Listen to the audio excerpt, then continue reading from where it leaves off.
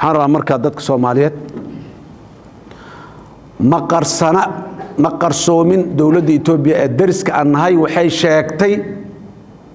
gob ma aydin sovereign ma aydin idin la tashameyn idin warsameyn waxa samaysateen oo adiga waa dawladeena aad leedihiin dawlad ma aha dhulkaana nus ana qaadanayo walaalaanahay darisana nuskan waxogaa yaa ma aragtay shalay daris maana noqon waligeena meeshaan kala deganayn haddii maanta dhul la isku sheeganayo annagay tahay inaan ku sheegano Itoobiya annagay tahay Itoobiya inaan dhul ku sheeganay ayadu inaan dhul nagu sheegata ma aha nagumana sheegan karto intaan ka sheegna cadow waa hal waa shabaab maanta waa labo waa awoodnaa shacab iyo ummad jirtaan nahay shabaabkana waa iska celinaynaa duulimaadka dibadda ka yimaada waa iska celinaynaa intaba waa isaga filannahay ninkii qaba inaanu isaga filnayn ka kacan lena hurdada waa hurdo haysaa waa isaga filannahay waana isaga filnaanaynaa marka niman muxuu ahaay gobnimadeennii aan aqbalsanayn oo dhulkeennii nusaan qaadanayaa leh shacabkeennina waa kala qaybinayaa nusna waa saasaati nuska kalena waa saas na kala dhahayo isaga waa cadow iska dhicin iska celinowna mudan yahay waana iska celi jirnay weligeen ka fac waana la yaqaan maanta waa iska dadkii aan nahay ismaanaan bedelin kuwii shalay ilmahoodii aan nahay waa iska celi jirnay waa iska caabi jirnay waana ka guulaysan jirnay waana ka guulaysanaynaa waana iska caabinaynaa dadka Soomaaliyeed marka waxaan leeyahay ha ku kadsoomina walaalaan nahay darisaa idin la nahay saanaan nahay wanaaga soo keen jiro kana soo keen jiro mugaansannaha wanaag soo keen jira mugaad xeradeeda soo gasho oo xoolahayga qaar inaad la baxdo aad rabto oo dhulkayga qaar inaad goosato aad rabto oo shaatiga inaad iga siibto waa ka qaawina xagga taa saaxiib maahin walaalana maahin Itoobiya waxaan leenahay dhul ay leedahay waa weyn yahay oo u fiican yahay waa u barwaaqaysan yahay ha ku ekaato dhulkeeda ha ku ekaato wixii intaas ka soo haraa macaamil iyo daris wanaag iyo waasaan aan macaamilaysan uma macaamilayno waa wax adduunyada dhan ay ku dhaqanto waana ku dhaqmaynaa ha ka waantoobaanaan leenahay Itoobiya in ay marna dhulka soo haweysto dadka Soomaaliyeedna hadduu yahay shacab iyo hadduu yahay siyaasi iyo hadduu yahay wadaad iyo hadduu yahay ganacsade xoola masaalix iyo faa'iido raadinayo yaan lagu kadsoomin dhulkanaga midnimadeenna gobnimadeenna wax lagu bedelo karaa ma jiraan qofka dareynayana saaxiib kulama noqon karo saaxiib kulama aha meelaha ayagoo warwareegaya la ii sheegayo oo meelaha qaarkood dad u soo dirdiray oo xuduudda ballaaran aan leenahay meel ka soo galgalay oo dadka la hadlayo oo kuwa siyaasiyiin iyo saraakiil military iyo waxa la sheegay yaan lagu kadsoomin yaan lagu sirmin umaleyn mayn ma jirto ninkaas socdaahi ee ku imaanaya dhulkanaga u socdaa ogow shabaab yaa labadii sano la soo dhaafay yaa la diriray shabaab Soomaaliya la diriraysay dadka Soomaaliyeed la diriray dhulka laga baneeyay dadka Soomaaliyeed ka baneeyaa ka xoreeyay shabaabaan kula xoreynayaan lagu dhihin cadawaan ka celinayaan lagu dhihin Soomaali kale cadow inta lagaaga dhigo lagu tilmaamo lagu yiraahdo kaasa cadow ku ah anaana ka celinayaan lagu been sheegin Soomaali cadow waa ma jiro digniintaas marka dadka Soomaaliyeed aan u dirayaa dhaqdhaqaaqaas socdaa la iska ilaaliyo waada iyo propagandada cadowga uu leeyahay la iska ilaaliyo duulimaad ma ahin laakiin in lagu soo duulo ma ogolaanayno ha ku kadsoomina ayaan leeyahay dadka Soomaaliyeed meel kasta ay joogaan waxaan baaq u dirayaa guud ahaan shacabka Soomaaliyeed meel kasta ay joogaan maanta waa maalintii midnimada waa maalintii la midoobay waa maalintii hal la noqon waa maalintii ra'yiga laga midoobay xagga ra'yiga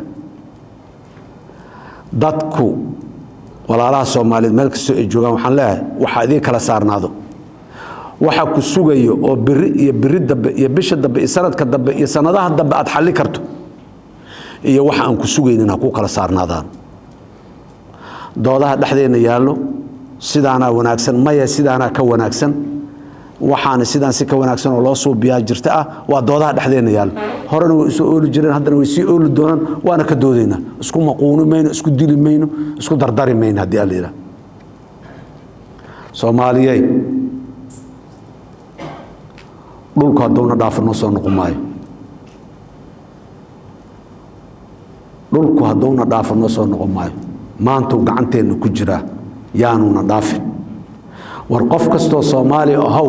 da kasta ahaw maqaam kasta lahaw meel kasta caalamka iyo Soomaali gudaheeda uga noolaaw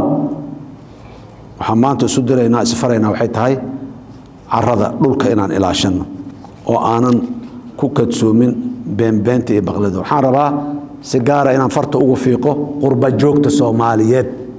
dadka Soomaaliyeed ee dalka dibadiisa ku nool waxaan leeyahay walaalayaal kuwa dalka gudihiisa ku nool hadday tahay dawladda iyo ciidamadeeda iyo hay'adaheeda iyo hadday tahay shacabka oo ay u soo baxeen nimanka la yiraahdo macwisley difaaca mujtamaca difaaca bulshada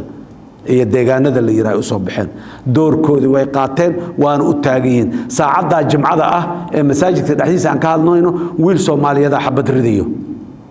wiil Soomaaliyeed dhufeys ku jiro oo saas cadow hortiisa jooga ilaalinaya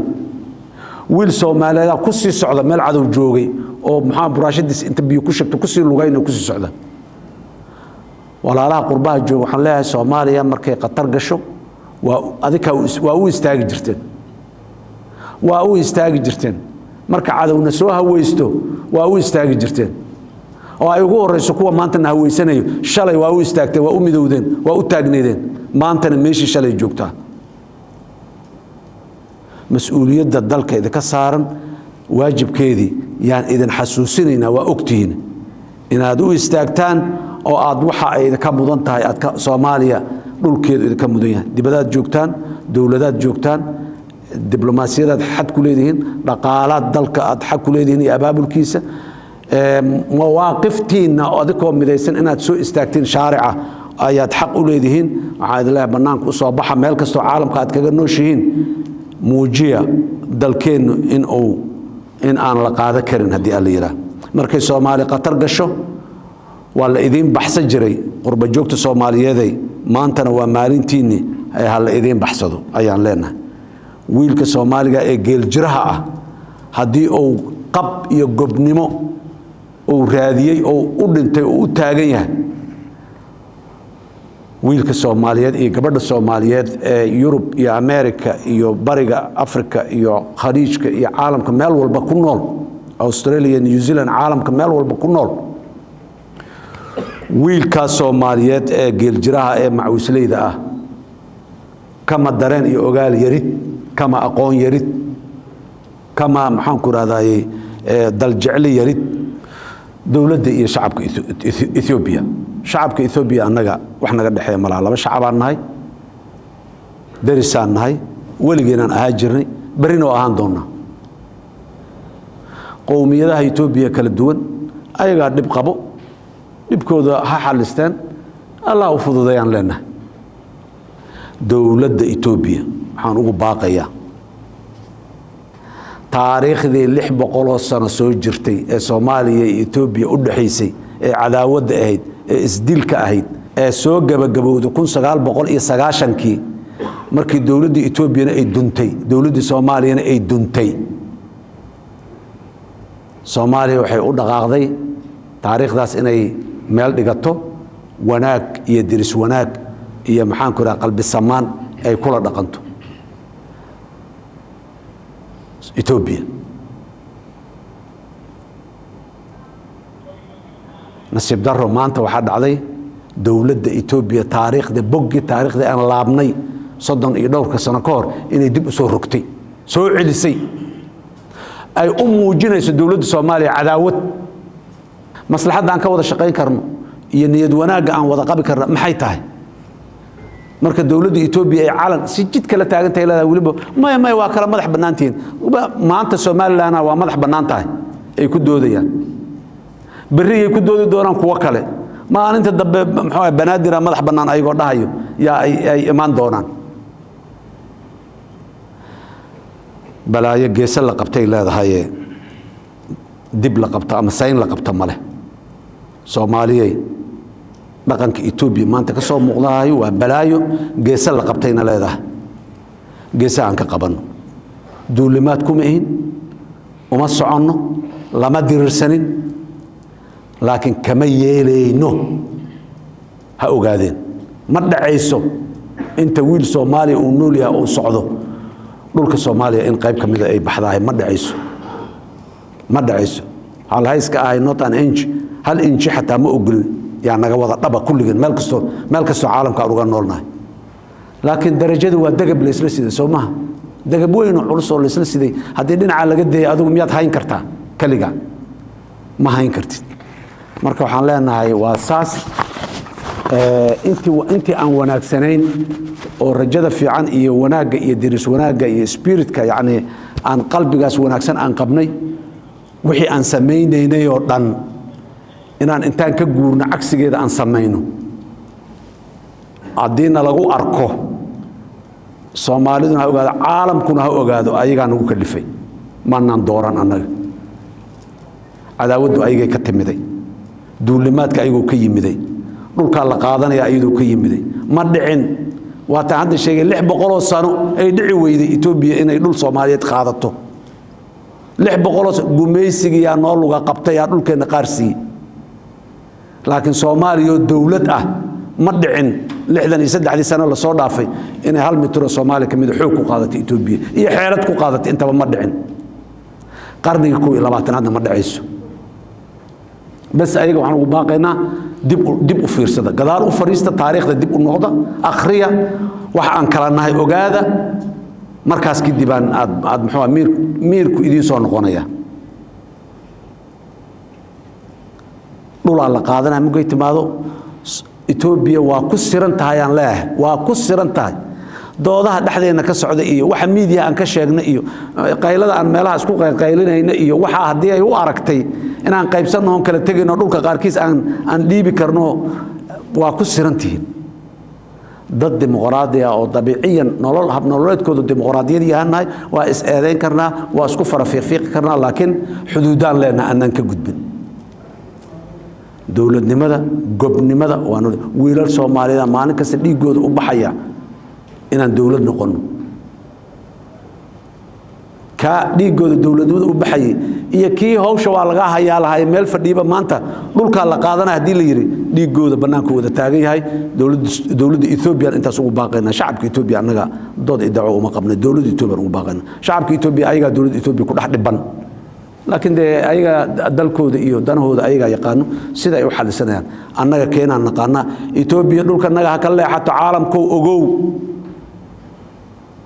caalamkana waa u baaqayna Itoobiya dhulkeena ka leexato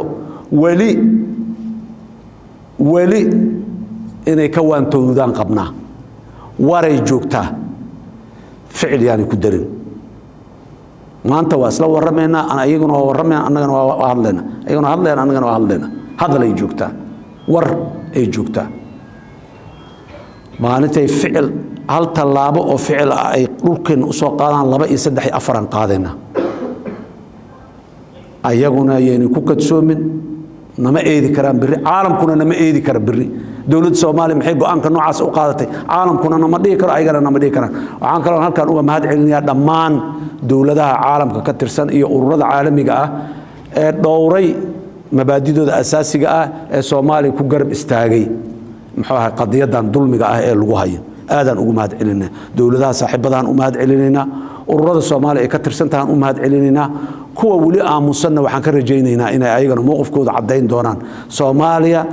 maanta waxay taagan tahay mabda'a caalamiga ah ee maxaan ku radaa ururada ugu hoose igadka bilow African Union ku geey jamciyad qurumaha ka dhaxaysa geey maxaan ku radaa jaamacadda Carabta geey ururka Islaamka geey muxuu ahaa East African Community geey dhammaan waxay ka midaysiin dalalka in la ilaaliyo sovereignty-ga territorial integrity-ga iyo maxaan ku radaa unity of the people in la ilaaliyo waa laga midaysan yahay midnimada dadka midnimada dalka iyo deegaanka iyo dawladda in la ilaaliyo oo dalna dalka kale saddexdaas aanu uga xad gudbin dal kale waa la isku wada raacsan yahay waa mabda' caam ah oo dunida dhexayso kuwa la gagabaday oo wali sheegila waa rajaynaynaa inay sheegaan kuwii sheegana aad iyo aaday ugu mahadsan yihiin waa u mahad celinayna dadka Soomaaliyeedna waxaan leeyahay tulad geelahoo dhacanbaad toogasho u bareertaane ma dhulkoo dhan moo tagaybaa nin dhagax u tuureen maanta meeshaasay taagan tahay aad iyo aad ugu mahadsantihiin. Wassalaamu calaykum waraxmatullahi wabarakaatu.